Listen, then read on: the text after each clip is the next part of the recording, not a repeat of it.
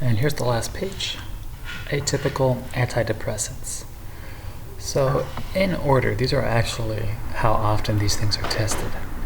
So things like vortioxetine, vilazodone, and varenicline. Not as much as trazzodone, mirtazapine, and bupropion, also known as Wellbutrin. Alright, so what's the big thing here? Bupropion, used for smoking cessation. If someone is depressed, needs to quit smoking, of course you can give varenicline as well. But you see a lot of bupropion for that. However, that's not necessarily what they're going to test you on, because you can also get hit on this 2-for-1 that people love, because it's 2-for-1. Seizures in people with bulimia and anorexia. Holy moly. If this person has any sort of inkling, or you have any sort of reason to believe that they are throwing up their lunch, do not give them bupropion. Also, favorable sexual side effect profile. During my psych rotation, this ended up being a reason why a lot of people got bupropion over other things. So the big thing here is you need to remember you don't give it to people who are anorexics and bulimics. And it has a nice sexual side effect profile, and you can use it to quit smoking. So I misspoke. It's actually 3-for-1 compared to varenicline, which just has 1. Mirtazapine. Mirtazapine is huge because it helps people with insomnia. Now, I think of it kind of as the opposite of bupropion, because here you have weight gain and increase in appetite. People with,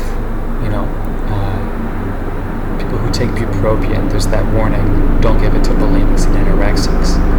These are people who aren't really getting weight gain and stuff like that. So that's kind of how I think about it. Trazzodone, priapism. Trazzodone.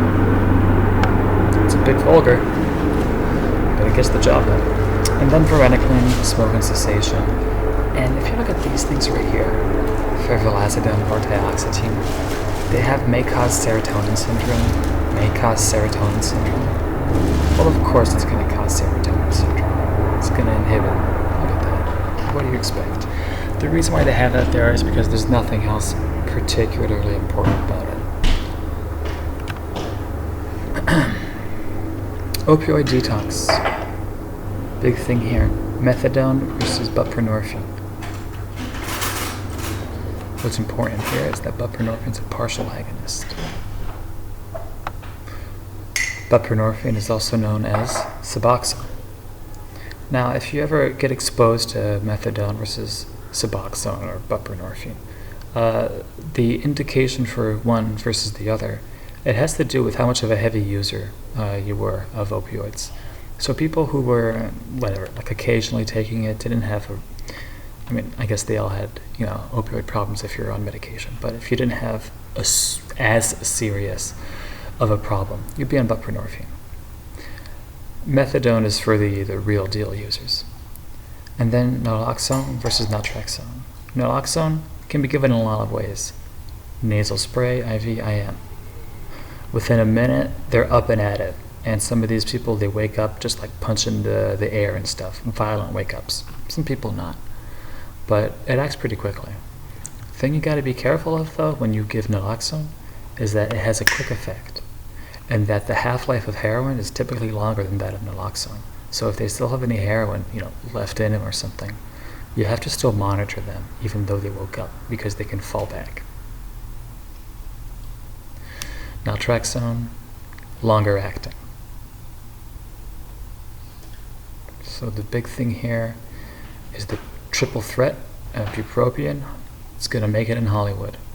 Good for smoking cessation, don't give in seizures, great sexual side effect profile compared to all the other SSRIs, or compared to SSRIs. Mirtazapine, great if you need to gain weight, doubly great if you need to sleep. Trazzodone, priapism. Varenicline, also used for smoking cessation. These ones, not as big. And then methadone versus buprenorphine. Methadone for real deal users, buprenorphine not as much. Naloxone short acting, naltrexone long acting.